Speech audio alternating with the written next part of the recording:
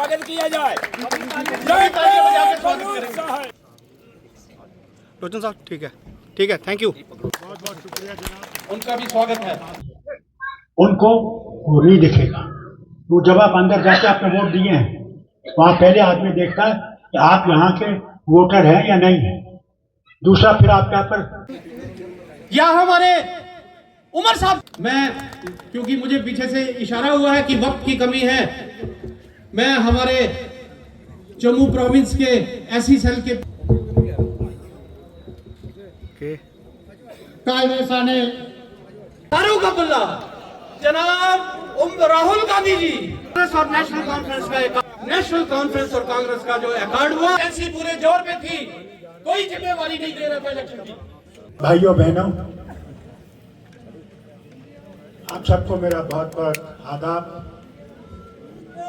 शुक्र है कि आज ऊपर वाले ने भी यहाँ पे साया रखा है, नहीं तो बेहद गर्मी होती। मैं अपने साथियों का जो नेशनल कॉन्फ्रेंस में है उनका शुक्रिया करता हूँ। कांग्रेस के प्रेसिडेंट यहाँ के, उनका भी शुक्रिया करता हूँ कि वो और उनके साथी आए हैं। आरजेडी का भी शुक्रिया करता हूँ कि वो हमारे साथ हैं।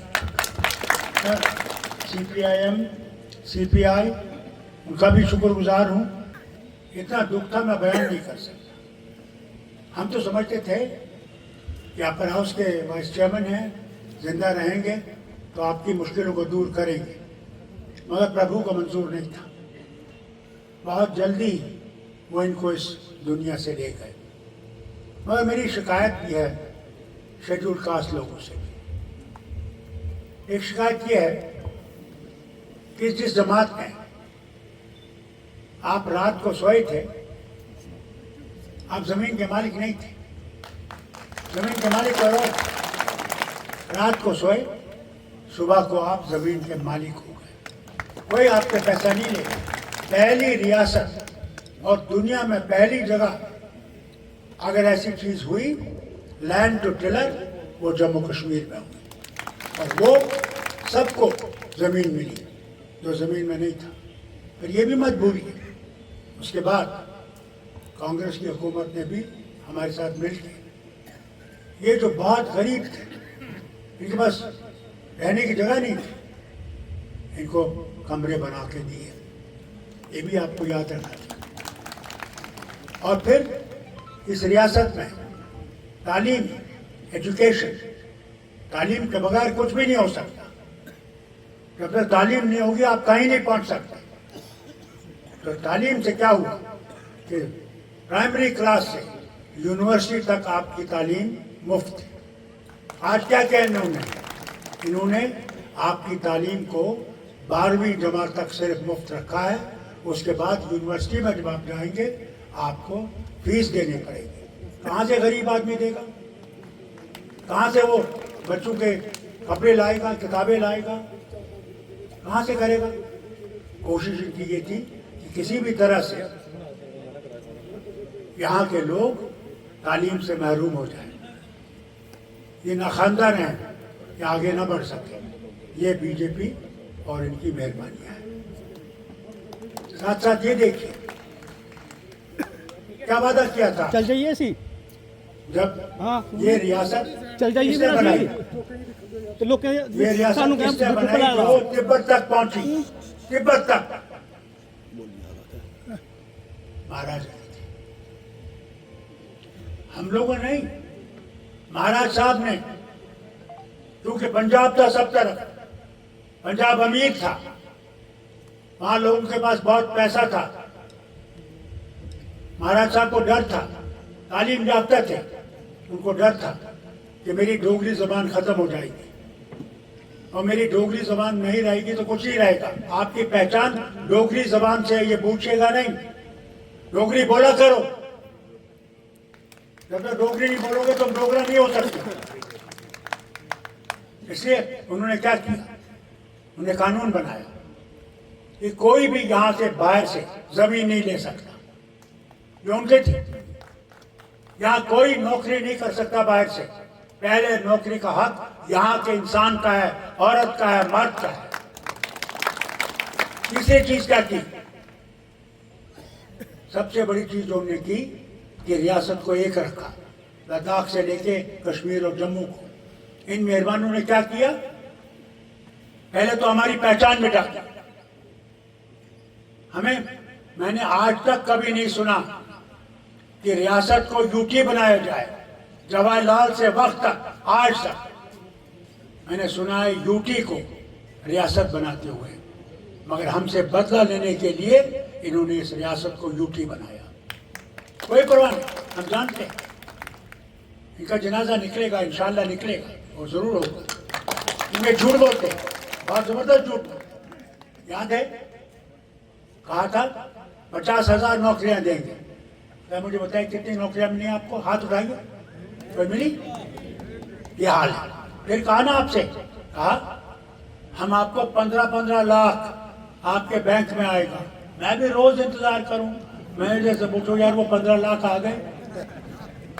वो भी जो कुछ नहीं आया, ना 15 लाख या 15 पैसे। फिर क्या किया? फिर कहा 370 जिम्मेदार है आतंकवाद का। आज तो आतंकवाद 370 नहीं है, हुकूमत इनके वाइसरॉय चला रहे हैं, लेफ्टिनेंट गवर्नर। तो फिर आतंकवाद कैसे आया? कौन जिम्मेदार है? क्या 370 जिम्मेदार है? वो जो इन्होंने हमला किया शिवखोड़ी में उन यात्रियों पे, वो कौन थे और राज किसका था? और हम पे इल्जाम लगाते हैं। मुझे बताया ना ये, जब रुबिया शहीद के लिए 5 आदमियों को छोड़ना पड़ा, मैंने तरले किए इनसे। मैंने कहा मत करिए सौदा, एक दफा सौदा करेंगे तो आप अपना सर झुका रहे हैं, टेररिज्म के सामने आप सर झुका रहे हैं, आतंकवादियों के सामने आप सर झुका रहे हैं। नहीं माना। फिर वो जहाज जब ले गए कंधार, 3 लोग बड़ी मुश्किल से मौलाना आजाद और उसके 2 साथी, मैंने झगड़ा किया, वजीर आजम से झगड़ा किया, मैंने अटल से जो अडवाणी जी होम मिनिस्टर थे इनसे झगड़ा। कहा जब मैं गया और हमारे सारे साथी लीडर पार्टियों के गए, आज से 2-3 साल पहले घर बुलाया तो कहा वहां पे हमारे गवर्नर, लेफ्टिनेंट गवर्नर थे, होम मिनिस्टर थे और ये थे, और हम सारे लीडर थे। तो कहा डॉक्टर साहब बताइए। मैंने कहा अफसोस तो इस बात का है, आपको हम पे विश्वास नहीं, हमको आप पे विश्वास नहीं। ईमानदारी से मैंने कहा पहले उस विश्वास को कायम कीजिए, जिस दिन वो विश्वास कायम हो जाएगा सब मुश्किलें दूर हो जाएंगी। कहा उन्होंने जवाब में, जरूर दिल्ली की दूरी है और इस दूरी को हमने दूर करना है। जब तक हमें दूरी दूर नहीं करेंगे यहाँ काम नहीं चलेगा। हमने कहा जनाब कुछ बच्चे हैं इनका कोई कसूर नहीं, खामखा ऐसे पकड़ा गया है। आपने देखा होगा पुलिस कई दफा वो करता है, दूसरों को पकड़ लेते हैं। उनको तो नग के बजाय नग चाहिए, आदमी होना चाहिए। पकड़ लिया, भर दिया जेल।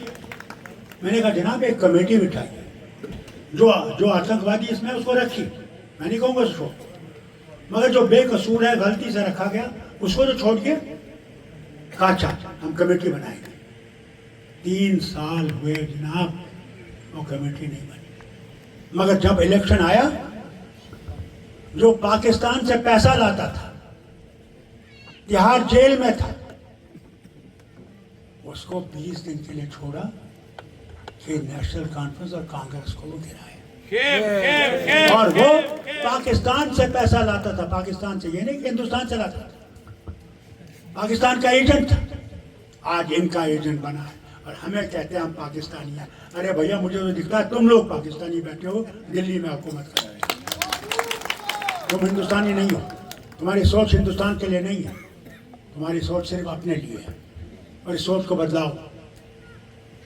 तुम ही थे कंधार लेने वाले, और फिर हमसे कहते हो, और हमसे हम पे उंगली दिखा रहे हो। मैं इनसे कहता हूँ एक उंगली जो आप हमारी तरफ देख रहे हैं, तो 3 उंगलियां आपकी तरफ भी निशाना बना रही हैं। अपने आप को देखिए आप क्या कर रहे हैं। इसलिए भाई लोगों, अगर हमने बचना है तो भाईचारा सबसे ज्यादा जरूरी है, भाईचारा जरूरी है। मुझे बताइए, अगर इंसान बीमार हो जाता है, अस्पताल जाता है और उसे खून की जरूरत होती है, तो खून जब जा रहा होता है उसमें वो अच्छा हो जाने लगता है, और डॉक्टर से कहता है भैया मुझे दूसरी बोतल लगा दो।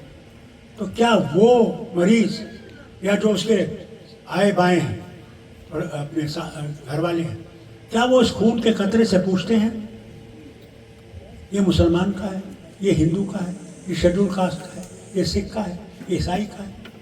पूछते हैं? तो फिर हम लोग क्यों ऐसे करते हैं? उसी ने तो हमें पैदा किया। अगर मैं जवाहरलाल के घर में होता तो मैं भी हिंदू होता, और अगर इंदिरा गांधी मेरे बाप के घर में होती तो वो मुसलमान होती। संतान देने वाला तो वो है, किसको कहाँ देगा वो जानता है, और हम लोग फर्क। याद रखिए, भगवान को यहाँ पैदा करें। वो कहते हैं, एक शेर बहुत अच्छा है, क्यों ढूंढते हो उसको जमीन और आसमान की गर्दिश में, अगर वो तुम्हारे दिल में नहीं वो तुम्हारे लिए कहीं भी नहीं। उसको दिल में पैदा करो, जैसे तुम उसको दिल में पैदा करोगे तुम किसी भी मजहब से नफरत नहीं करोगे, हर मजहब को अपना समझोगे, क्योंकि उसी के पास जाना है। ये दुनिया बहुत कम वक्त की है, जाना जरूर है, वहाँ कोई बचाने वाला नहीं।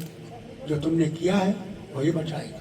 अच्छा किया है तो जन्नत का दरवाज़ा, बुरा किया है तो जहन्नम का दरवाज़ा। इसलिए हिम्मत करिए, अपने आप को इकट्ठे करिए, नफरतें छोड़ दीजिए और एकता करके आगे चलिए। इसीलिए जब हमने इत्तेहाद किया, ये आसान नहीं था, बिल्कुल आसान नहीं था। जहाँ उनको सीटें छोड़नी पड़ी बहुत मुश्किल थी, जहाँ हमें सीटें छोड़नी पड़ी बड़ी मुश्किल थी, मगर देश को, रियासत को बचाने के लिए इन्होंने भी कुर्बानी दी, हमने भी कुर्बानी दी। क्योंकि अगर रियासत बच गई तो देश बच जाएगा, रियासत नहीं बची तो देश नहीं बच सकता। याद रखिएगा। इसलिए हिम्मत रखिएगा, मेहनत करिएगा, नींद नहीं करिएगा। और जिस दिन आपका वोट है, मैं आपसे गुजारिश करता हूँ,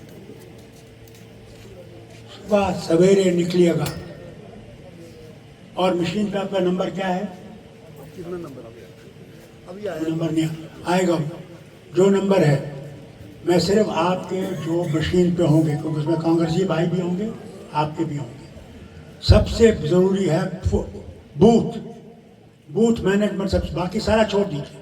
बूथ मैनेजमेंट, उसमें जिन लड़कों को आप रखेंगे वो इतने मजबूत होने चाहिए कि अगर उनको 1 लाख रुपए भी दिया जाएगा वो अपना ईमान नहीं बदलेगा। दूसरा, मेहरबानी करके कपिल सिब्बल साहब बहुत बड़े वकील, उनने इस मशीन के बारे में एक पूरा खाता दिया है। जो मेहरबानी करके, जो आपके पोल एजेंट हैं, मैं इनसे कहता हूँ मेहरबानी की बात पहुँचाइए, फिर ये उसके और बनाए अच्छे।